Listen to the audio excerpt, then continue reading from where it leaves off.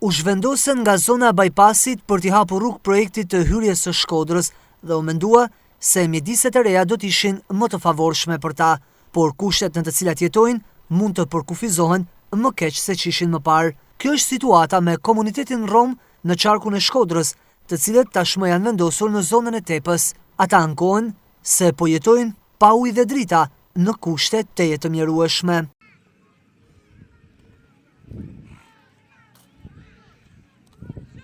Askush nga pushteti vendor nuk është kujtuar për ne, thonë përfaqësuesit e këtij komuniteti, teksa bëjnë apel për më shumë mbështetje, pasi mënyra se si po jetojnë është teje e vështirë.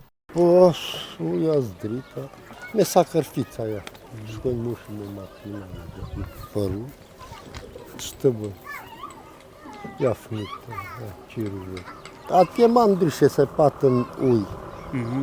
Ja kemi shumë. Pa ujë, pa drita shpare. Nuk kemi, pa drita. Ja se kemi plaqë ka vjashtë, që? Nga kartë asni e buri që asni, kush kartë asni shpare. Vetëm jo i keni artë të shenë. Janë rreth 30 familje që përballen me mungesë të gjërave më elementare në një kohë kur flitet për procese integruese dhe përmirësim të jetesës, për këtë komunitet duket sikur vitet nuk kanë kaluar.